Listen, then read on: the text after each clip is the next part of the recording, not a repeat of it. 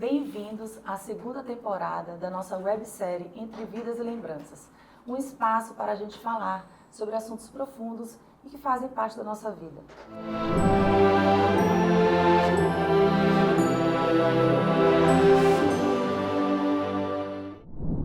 Hoje vamos falar sobre um aspecto inevitável e muitas vezes difícil de lidar, a morte.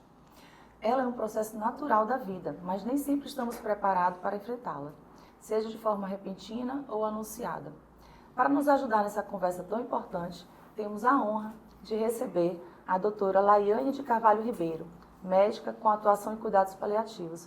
Muito obrigada, doutora, por estar aqui conosco para falar desse tema tão difícil, né? Que é a morte. Doutora, eu gostaria de começar perguntando: a morte é um tema que muitas vezes evitamos, mas faz parte do ciclo da vida. Como podemos, como sociedade, encarar a morte de maneira mais natural e menos temida? Bom, antigamente a morte ela fazia mais parte da sociedade porque os pacientes, as pessoas que estavam gravemente enfermas, elas eram cuidadas dentro de casa. Então, com essa hospitalização, aquele sofrimento que o paciente passa e aqueles estágios antes do final de vida acaba não sendo visto pela sociedade e nem pelos familiares. Então, a gente diz que houve antes uma morte social antes de existir uma morte física propriamente dita.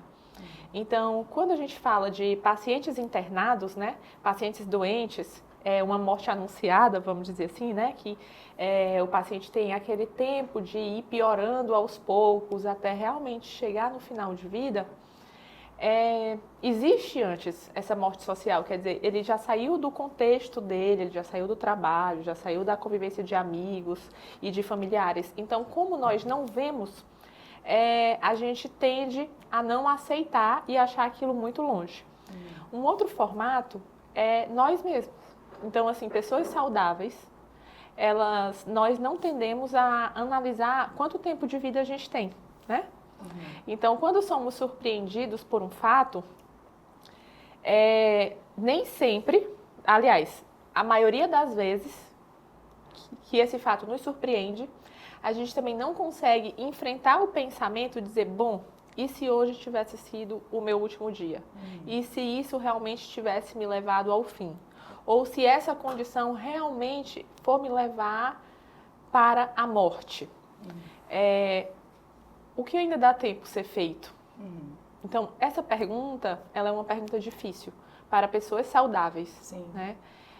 A resposta, ela possivelmente seja mais difícil ainda para pessoas saudáveis. Já não estou mais nem falando de quem está doente. Então, a forma de tornar, algumas formas, né, de tornar a morte algo mais natural, se nós pudéssemos realizar o cuidado de pessoas doentes realmente em casa, nós tivermos maior proximidade desse cuidado e dessa vivência, para a gente se enxergar naquele processo, como era antigamente, né? As pessoas morriam em casa. Passava 7 dias, às vezes, até evoluir para a morte, e depois ainda tinha 7 dias de orações em casa. E hoje não, é tudo muito rápido. Então, em 24 horas, a pessoa já enterrou e vida que segue, não dá tempo. Não dá tempo nem processar a perda, processar a dor, a partida. A gente exclui muitas pessoas da família, porque nós julgamos que nós estamos preparados, mas fulano não está preparado para receber a notícia, uma criança não está preparado para vivenciar isso, e nós decidimos quem está preparado ou não. E aí a gente exclui as pessoas de passar também pelo seu processo. E de refletir sobre esse processo e de ir formando memórias e decisões, porque essas memórias e as decisões que a gente tem é porque alguém lá atrás também implantou na gente, de não participar ou de excluir e por aí vai. Então, o formato é a gente poder oferecer esse suporte antes, onde a sociedade esteja mais envolvida nesse processo de fim e de despedida. E um outro formato é nós termos exercícios diários, isso vai ser decisão própria, de nós termos exercícios diários de pensar o que realmente faz sentido na minha vida, do que eu fiz hoje, das decisões que eu tomei hoje, que está me convergindo para viver a vida que eu quero. e não ficar no automático e não conseguir concluir, porque nós, seres humanos, buscamos o sentido das coisas. Então, isso tem muito a ver com propósito. Com propósito, Sim. né? Nem sempre a gente vai encontrar o sentido, tipo, mas por que que eu adoeci disso? Não vai ter resposta, algumas vezes simplesmente não vai ter resposta. Sim. E nós temos dificuldade também de aceitar que não tem resposta. Então, isso são exercícios que eles têm que tem que ter uma certa frequência nas nossas vidas, sabe? O final do ano acabou de passar, mas geralmente o final do ano e o início do ano é um período onde a gente reflete sobre isso. Bom, e o que eu fiz esse ano? E aí já fica às vezes tão cansado que a pessoa não muda de comportamento e diz assim, eu já não quero mais saber nada, eu fiz tudo que eu podia e podia pouco. Então, assim, é um meme, é uma forma legal, mais leve de levar? Sim, pode ser para muitos, mas para outros não. Para outros pode ser uma fuga. E aí a gente vive e quando a gente é surpreendido, tipo assim, poxa, agora eu tô com essa doença. E pode ser que eu morra logo, né? Pode ser que eu não viva o tanto de ano, tipo, eu não tava nem pensando que eu ia morrer. Agora, pode ser que eu só viva 3 anos, pode ser que eu viva só 5 anos. Ou 5 meses, 6 meses. Ou 5 meses, ou 3 meses, né?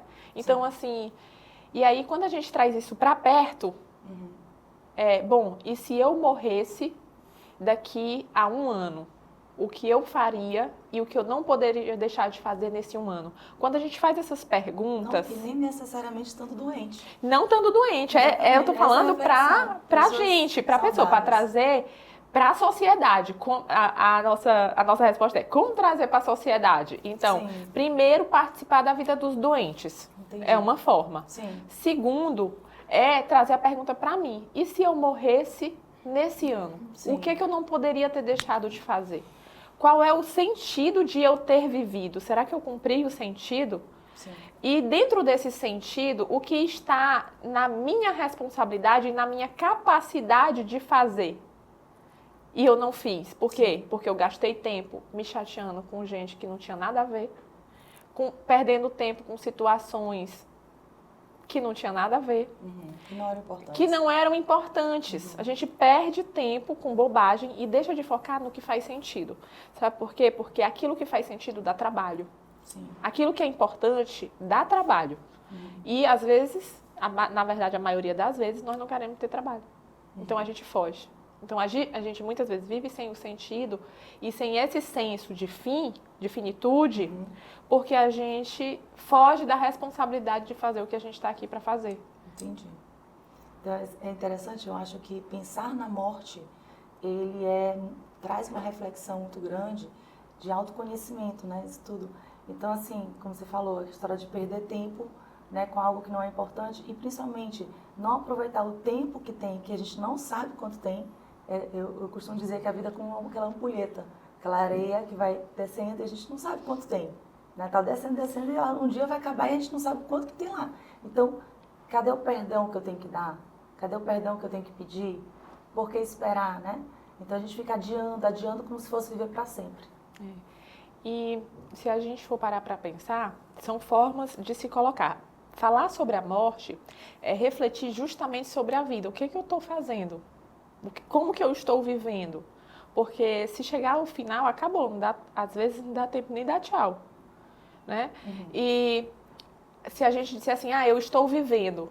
Mas se a gente for contar, talvez a gente está morrendo. Porque é um dia... menos um dia, é né? menos um. Obrigado por mais um dia. Não, meu Deus, é menos um dia. Obrigado por ter vivido, né? E que me dê mais, não sei quanto eu tenho, enfim, né? E o que eu faço é o que tem que ser feito. E fazer valer. Fazer valer. Fazer valer a pena. É isso. E na sua experiência como médica, quais são os principais medos e preocupações das pessoas ao enfrentar essa proximidade da morte? Ou seja, de um ente querido ou dela mesma?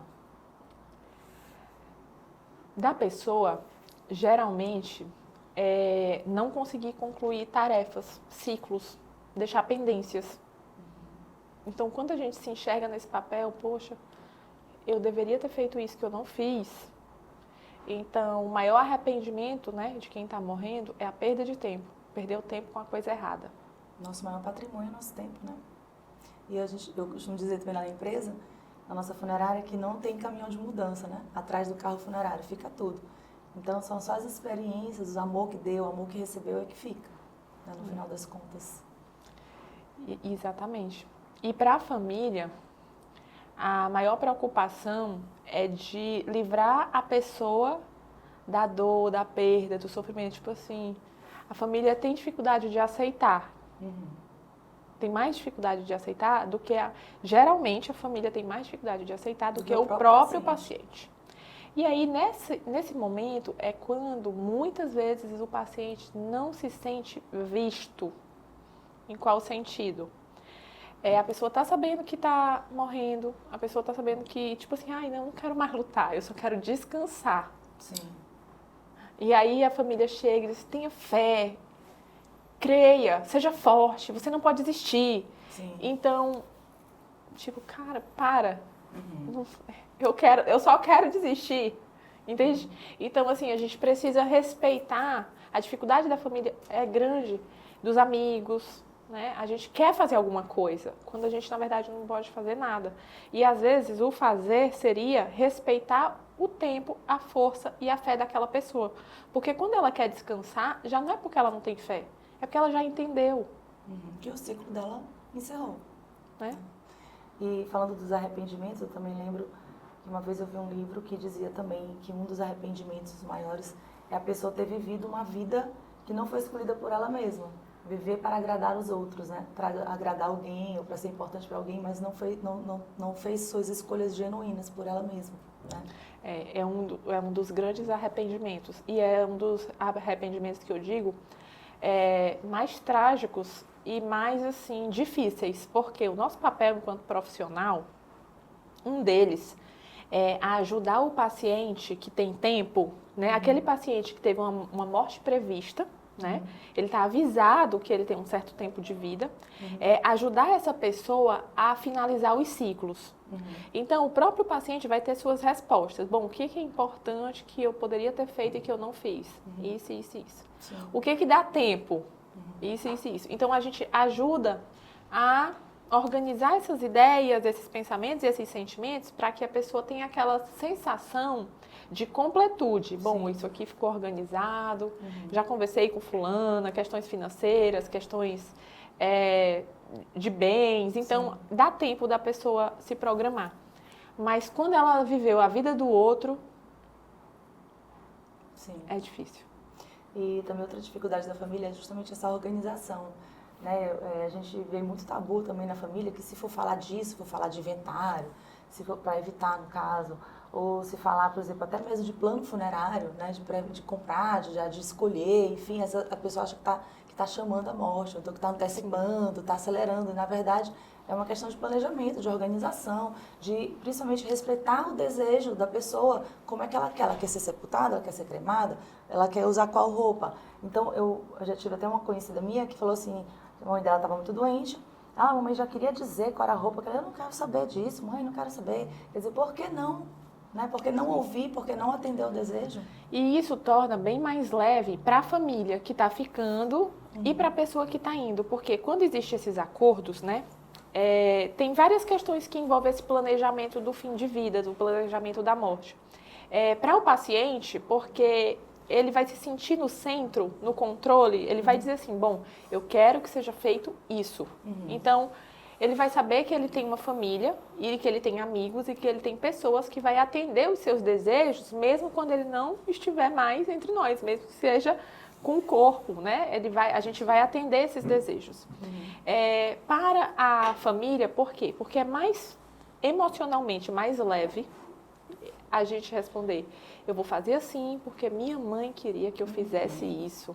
O desejo dela. Quando a gente vai atendendo o desejo da pessoa que a gente ama, existe a dor da perda, existe o luto, existe o sofrimento, só que existe também o sentimento de honra.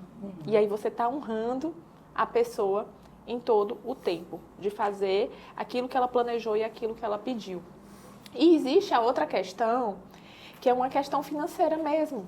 Então, morrer de surpresa é caro. Morrer avisado é caro. E morrer de surpresa é mais caro ainda.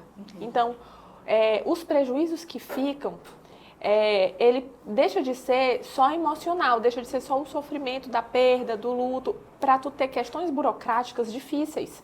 Pessoas que não estão preparadas, tipo assim, eu fiquei tão marcado porque quando meu avô morreu, foi eu que tive que ir cuidar e reconhecer o corpo, pegar o corpo, chamar a funerária, preparar, e eu passei a madrugada toda. Então, imagina, a pessoa que ela não está preparada, não foi nem avisada, e aí do nada ela passou uma madrugada cuidando de um corpo, da pessoa que ama. E aí ela não podia focar na pessoa, no corpo, abraçar. Na sua própria dor. Na sua própria dor. Ela tinha que cuidar de qual é a roupa, de qual é o tamanho do caixão, de quanto é que é o valor, de pagar. Sim. Então tudo isso traz outras dores que potencializa a dor, vamos dizer assim. Isso ainda potencializa a dor e gera outros problemas e outros conflitos que são bem difíceis, principalmente para mortes na madrugada.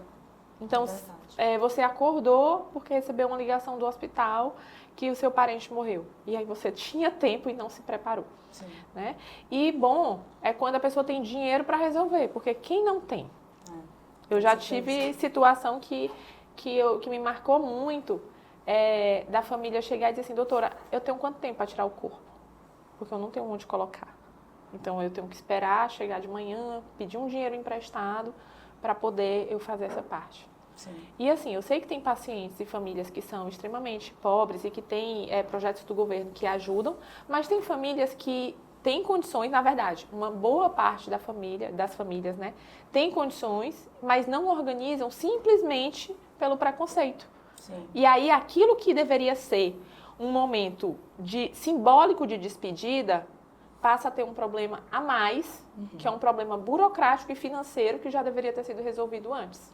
É o que a gente sempre fala realmente para os nossos clientes, a gente tem os nossos planos preventivos, que quando a pessoa faz no momento que está bem, que não está emocionalmente abalada, que está tranquila, vamos dizer assim, no momento, né, consegue fazer uma escolha melhor, consegue escolher a empresa que tenha credibilidade, uma empresa que consiga fazer esses rituais de despedida da melhor forma, porque às vezes, justamente nesse momento de dor, numa madrugada, seja como acontece, a pessoa não tem nem condições de escolher. Muitas vezes ela acaba escolhendo alguma coisa, algum processo, algum procedimento, que depois que ela pensa com calma, ela, poxa, não queria ter feito assim, queria ter feito de outro jeito. Então ela consegue ver com calma. E outro aspecto da sua fala também, lembrando aqui, é que também essa pessoa que está doente, né, e ela pode evoluir, né, numa doença grave, de não conseguir mais se comunicar. E aí, antes dela chegar nesse processo, né, de não conseguir mais se comunicar, quando ela fica entubada, alguma coisa assim, ela poderia se antecipar e já deixar ou verbalizar para sua família, ou mesmo por escrito, né, que existe o dispositivo antecipatório de vontade, que você pode escrever no cartório, né? Todos os seus desejos. Não é obrigatório ser em cartório. Não precisa, né? Não. É até bom saber. No Brasil não é obrigatório ser em cartório. Então, a diretiva antecipada de vontade é uma manifestação de desejo, que ela pode ser verbal ou escrita. De preferência, pode ser no cartório. Sim. De preferência com profissionais de saúde de confiança. Por quê? Porque, teoricamente, o profissional de saúde, ele vai saber fazer. Então, tem profissionais treinados para saber fazer perguntas específicas. Né? Se por acaso você ficar incapaz, você quer que nessas condições seja feita intubação, seja feito sonda, seja feito hemodiálise, faz sentido para você permanecer nessas condições a qualquer custo? Por quê? Porque aí o paciente decide antes se ele realmente quer, o que faz sentido para ele ou não. Né? Porque senão quem vai decidir é a família. E a equipe família de vai ficar saúde. super angustiada, porque ela vai dizer, será que ele queria? Não sei se ele queria. Exatamente. Isso é a maior dor da família. Às vezes não é nem a decisão em si, é saber se a decisão foi certa ou foi errada de acordo com... E quando tem muitos familiares dando opinião, aí torna tudo mais difícil, porque vai ter briga na família. E o profissional fica, meu Deus. Não, e assim, tem briga na família pela divergência, e se a pessoa escolheu o lado A, o paciente vai morrer. Se a pessoa escolheu o lado B, o paciente vai morrer. Aí vira no final das contas, morreu e diz assim, a culpa foi tua. Sim. Né? Então, isso é muito complicado. Outras questões é que, assim, o que é o certo, né? O que a resolução do Conselho Federal de Medicina diz? Que, na verdade, não é a família que decide. É que, em primeiro lugar, Tem que ter ou não indicação técnica de fazer as coisas. Tem indicação, o médico faz. Não tem indicação, o médico não faz. Mas isso, por falha de conhecimento mesmo, até nos próprios profissionais de saúde, por medo da judicialização, por causa de judicializações erradas. Então, tipo assim, eu achava que minha avó de 96 anos, com Alzheimer, enfim, tal, deveria ter sido entubada. A médica falhou porque não levou ela para UTI. Um exemplo. Aí a judicializa. O juiz que conhece menos ainda responde a favor da família de uma coisa que não tem funcionalidade, não tem prognóstico, tipo assim, que é contra aquilo que é natural, porque por algum motivo emocional ou de conhecimento mesmo, assim, cognitivo, sabe? De ter conhecimento. Sim. Às vezes a gente tem noção, né? De conhecer o que é o natural. Gente, o que é a natureza? Será que eu estou usando a medicina a favor ou contra a natureza? Porque todas as vezes que a medicina for contra a natureza, ela vai perder. Sim. E nós que raciocinamos, que temos conhecimento, estudamos, é que temos que ver assim, a gente está usando esses instrumentos a favor ou contra a natureza e, consequentemente, ao paciente, né?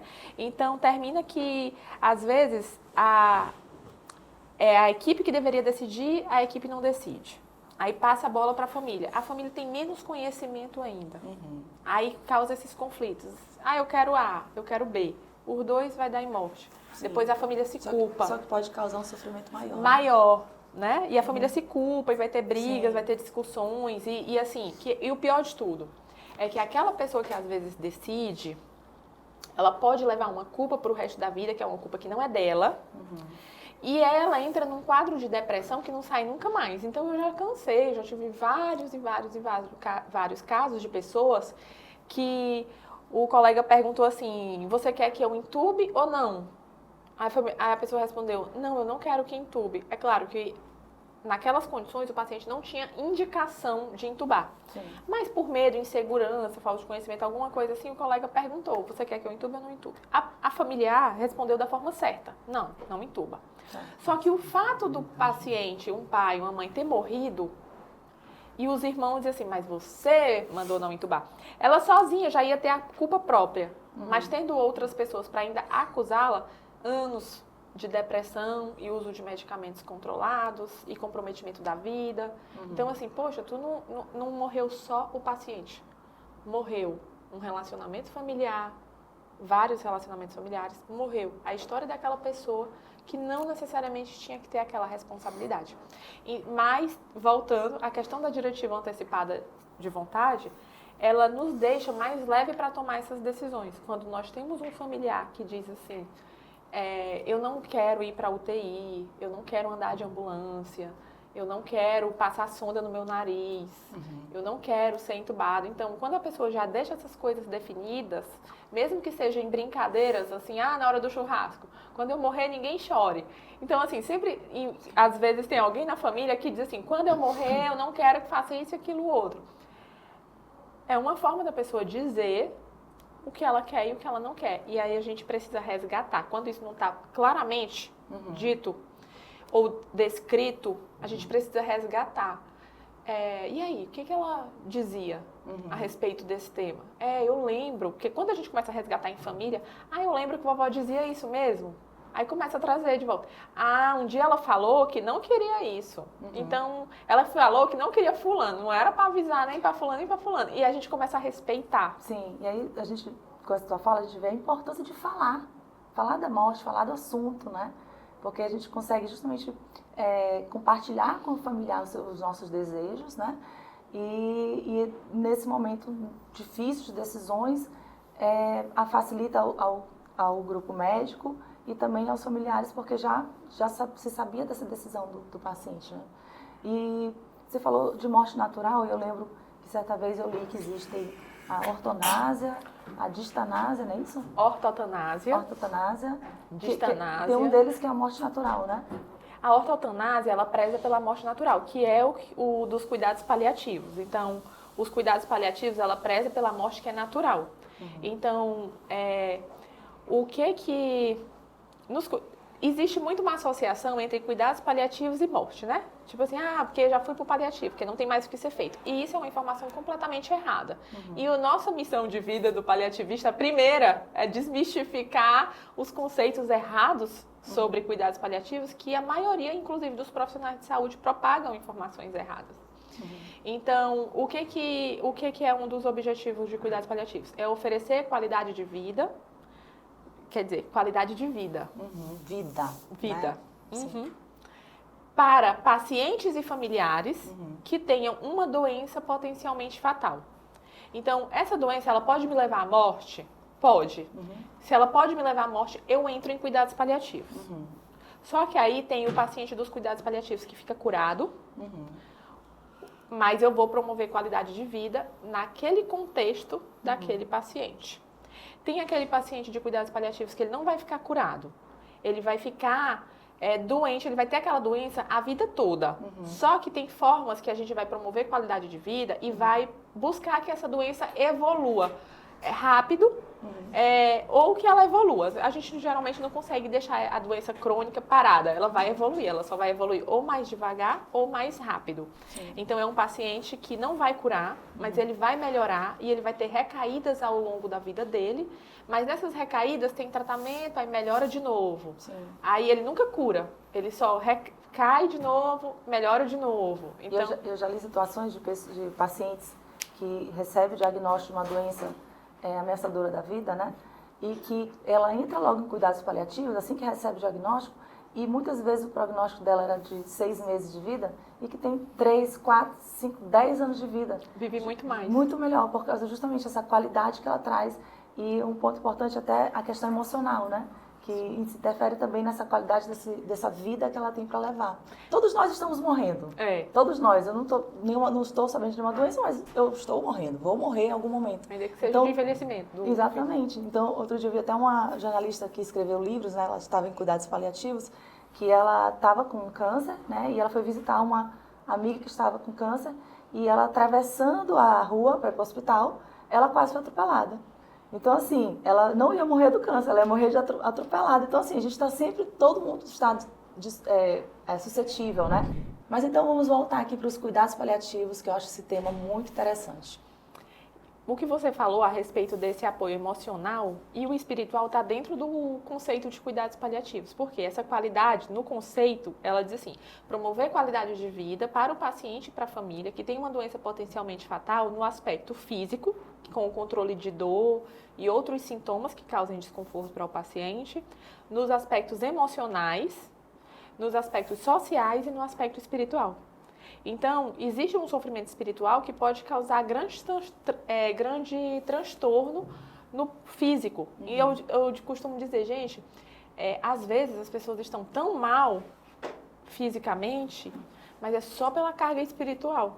Sim. Então, quando aquela questão espiritual a pessoa consegue enxergar e resolver aquele conflito, de certa forma, buscar uma paz consigo e uma paz com o Deus que a pessoa acredita, com Deus, com o ser superior, aí a pessoa já fica calma, aí o emocional se estabelece e o físico, consequentemente, melhora. Então, existem muitas pesquisas científicas que mostram sobre a melhora de pacientes, né, os benefícios de cuidados espirituais para os pacientes. E alguns países, tipo a Holanda, eles têm cuidados espirituais fazendo parte, o cuidador espiritual fazendo parte da equipe de saúde. Tem estudos que falam do poder da oração, né? Tem. A oração, ela muda o entorno, né? Ela muda até a atmosfera, a energia, as ondas e as frequências em um raio nessa região. E também na vida da pessoa, onde você faz essa oração, onde faz essa imposição. Por isso que, por exemplo, tem terapias como o Reiki, que, assim, eu não estou sugerindo a terapia, eu estou dizendo que é a mesma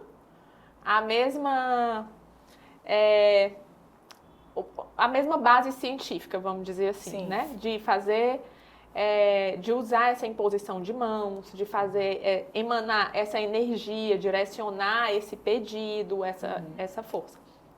E aí, Na Holanda, eles fizeram umas pesquisas mostrando quais os benefícios de cuidados espirituais, né? E por que é tão importante nós oferecermos cuidados espirituais e emocionais, principalmente para quem está ali no final.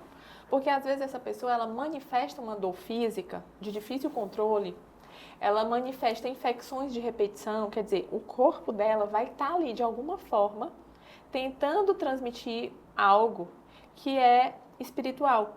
E aí, quando você conversa com aquela pessoa, né, existe, gente, do jeito que tem escala de dor, existe as escalas de sofrimento espiritual. E aí a gente pode perguntar, como que é a sua relação com Deus? Você acredita? Você não acredita? E como está a sua relação? Ah, eu acredito. Como está? Ah, não está boa. Não posso nem falar com Deus porque eu estou aqui pagando pelo que eu fiz, pelos meus pecados. E, bom, mas por quê? Será que Deus está cobrando tão alto assim de você? O que a gente pode conversar com Deus para poder diminuir a conta? Ah, eu queria me reconciliar, queria pedir perdão, queria ver fulano. Então, a pessoa, o próprio paciente, quando a gente ajuda ele a caminhar fazendo essas perguntas, a gente ajuda ele a caminhar por esse cuidado, ele vai, sozinho ele não consegue, mas se tiver alguém preparado para ajudá-lo, ele vai trazendo essas questões, tanto do que causa essa dor espiritual, como do que é a solução. Sim. E aí, quando ele consegue fechar aquelas pontas, amarrar aquelas pontas soltas, fechar aqueles ciclos, eu abandonei minha esposa, ponto.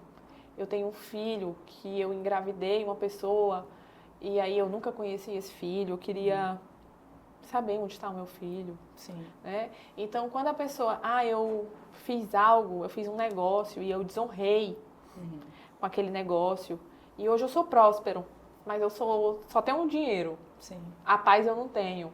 Aí eu queria conversar com fulano que começou aquele negócio. Então, assim, existem diversos pontos onde a pessoa traz aquele sentimento de culpa e que quando a gente ajuda ela a solucionar aquilo de forma simbólica ou às vezes de forma real, o que eu quero dizer simbólico? Porque às vezes tu não vai encontrar a pessoa para ela pedir perdão. Sim. Mas ela consegue em uma terapia fazer essa despedida, esse pedido de perdão e ficar em paz.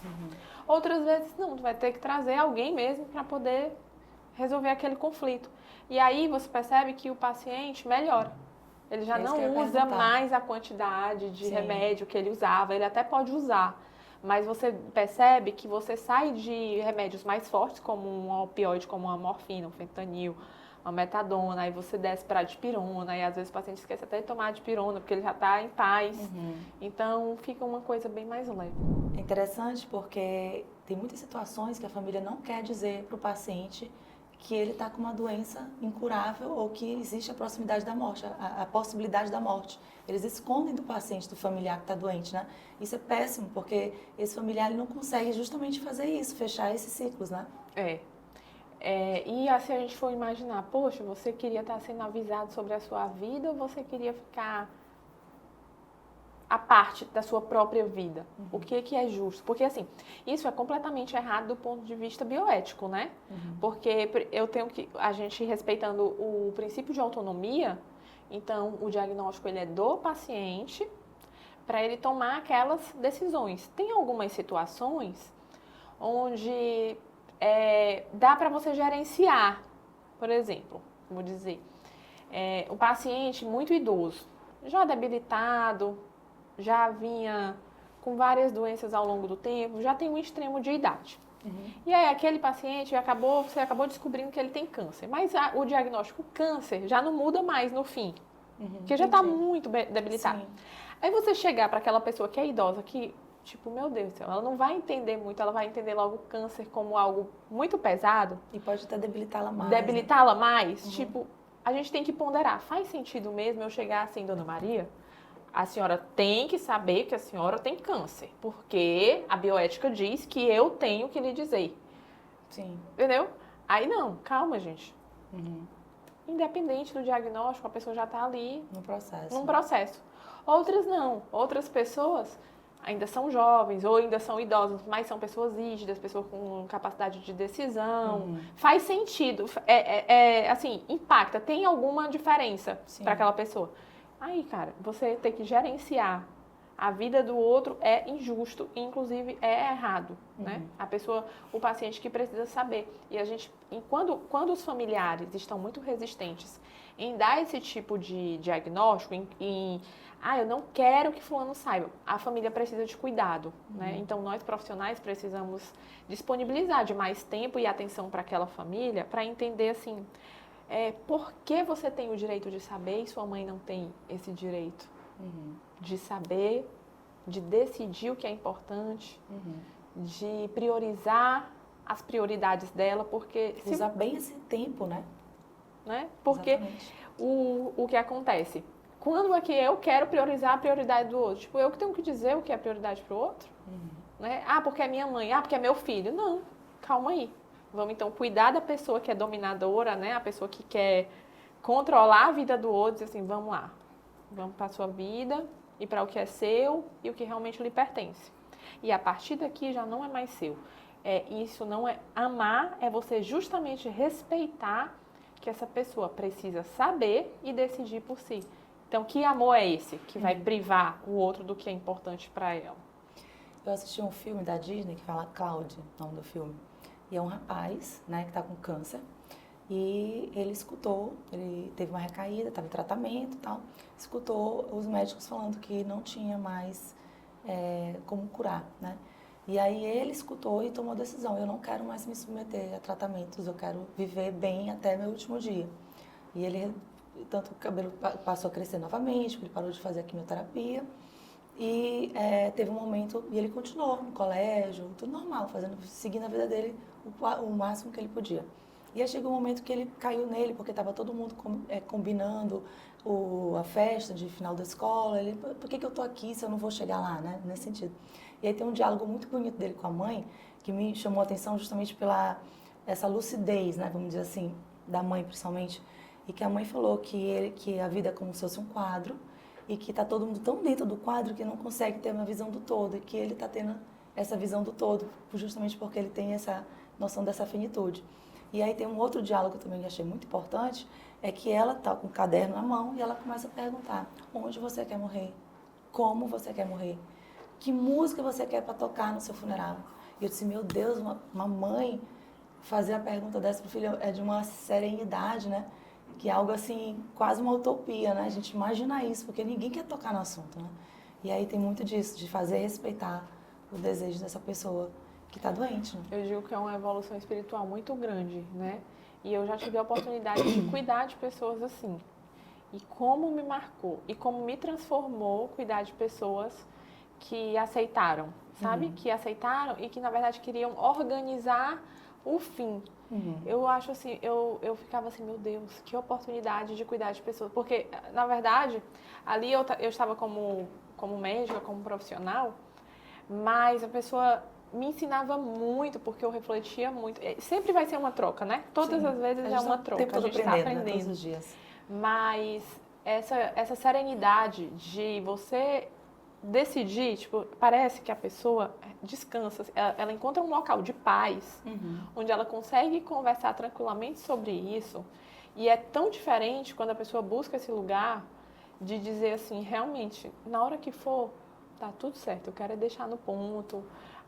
Sabe o que acontece? A pessoa demora mais, a pessoa falta no ir, ela passa a viver mais, porque ela tá tão tranquila, num estado tão sereno, que, tipo assim, ela achava que ela ia morrer e ela passa a viver mais do fato de ter paz. Entendi. Né? Porque a falta de paz, ela traz angústia, então ela parece que acelera o negócio e ela não, né? O mal-estar, a dor, potencializa tudo.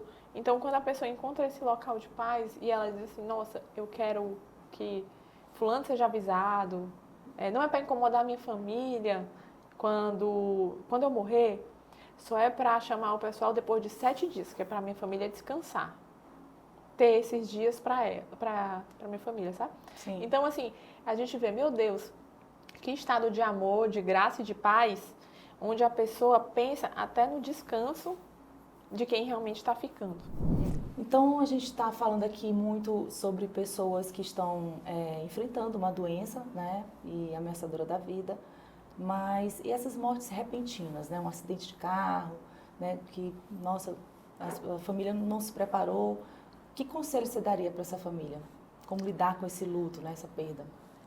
Eu acho que o principal conselho é ter um acompanhamento especializado. Não tem como a, a família passar por uma perda repentina, uma morte repentina de uma pessoa e dizer que vai conseguir sozinha, com amizade, com a força do pensamento, ainda que seja com orações, superar. Então, um acompanhamento especializado, mais amigos, tempo, né? Momentos de descanso, momentos livres, acordos entre a família, tipo assim, olha, o meu limite é aqui, conversado, porque é muito difícil, né? As famílias, as pessoas, elas tendem muito a se desrespeitar. Fulano sofreu, fulano não sofreu, e fica medindo a dor do outro, né? Medindo quanto tempo que demora o luto do outro. Quanto tempo? Às vezes, gente, não é porque não demorou, é porque ali foi a fuga, né? E aí, esses acordos dizem assim, bom, aqui eu estou vivendo o meu tempo e a minha dor, eu estou seguindo a minha carreira. Eu posso até olhar para Maria e dizer assim, Maria, tu não tá dando conta, tu não tá dando conta, vamos ver o que eu, na minha dor, consigo segurar na tua mão. Mas se a Maria está correndo mais rápido ou está mais devagar, eu tenho que respeitar o tempo da Maria. Eu não posso começar a desrespeitar as pessoas dentro da minha casa, porque quando a gente fala de morte repentina ou de morte, quer que seja, qualquer que seja, não atinge um membro da família, atinge muitas pessoas da família. Então, muitas pessoas estão em sofrimento. Então, se eu não sei lidar com o meu sofrimento, eu não vou saber respeitar o sofrimento do outro e começa a ter muitos conflitos.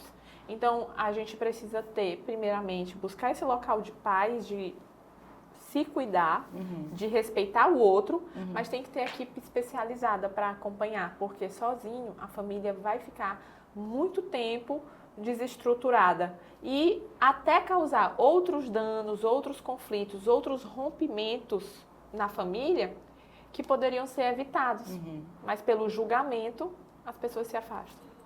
E as pessoas têm que aprender também como ajudar, né, alguém que perdeu um ente querido, né? Não julgando, justamente, ou apoiando.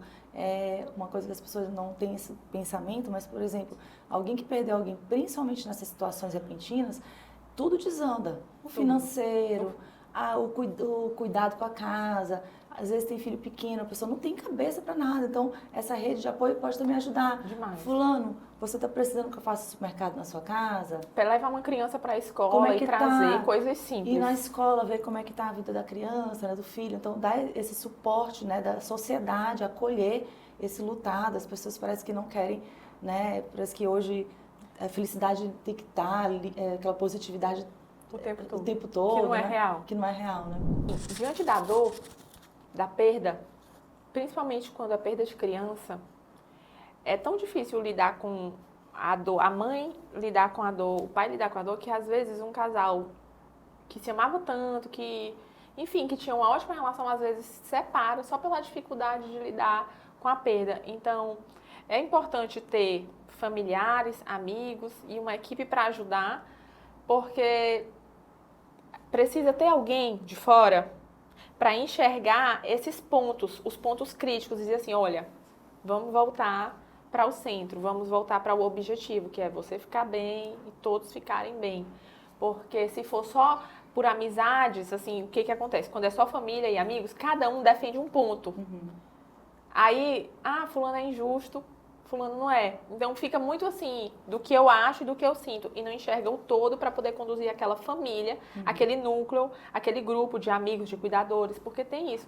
Não é só a família em si, tem cuidadores, pessoas que participaram tanto daquela família que estão igualmente sofrendo. Então, doutora Laiane, muito obrigada. Foi muito legal a nossa conversa para desmistificar esse assunto, né, tão tabu, falar sobre a morte e principalmente esclarecer a todos o que são os cuidados paliativos, o quanto que é importante ter esses cuidados paliativos desde o momento de saber, né, de um diagnóstico, não é isso? Desde o momento do diagnóstico, porque é outro ponto também que a nossa meta é desmistificar, é que as pessoas acham que tem que chegar em cuidados paliativos só no final de vida, e na verdade não é. Quanto mais cedo, mais qualidade de vida a gente consegue promover. E eu quero agradecer o convite, Para mim é sempre um prazer poder contribuir com o tema. E sei que a nossa missão é essa, é ajudar as pessoas, né? Nos ajudarmos a conseguir concluir a nossa carreira aqui com amor, com paz, porque ter paz é muito difícil, né? E o nosso papel é esse, ajudar a finalizar esses ciclos de forma saudável, de forma natural. Parece uma utopia, mas depende de cada um de nós, é uma decisão. Porque vai ter a morte e a nossa decisão é saber como reagir, como responder a isso. Então, nós podemos ir nos preparando antes. E que todos aprendam a viver, né? Viver apesar do luto, né? Apesar da perda, conseguir caminhar nessa vida aí da melhor forma possível. E então eu gostaria de agradecer também você que esteve aqui conosco. Espero vocês nos próximos episódios da nossa websérie Entre Vidas e Lembranças. Muito obrigada.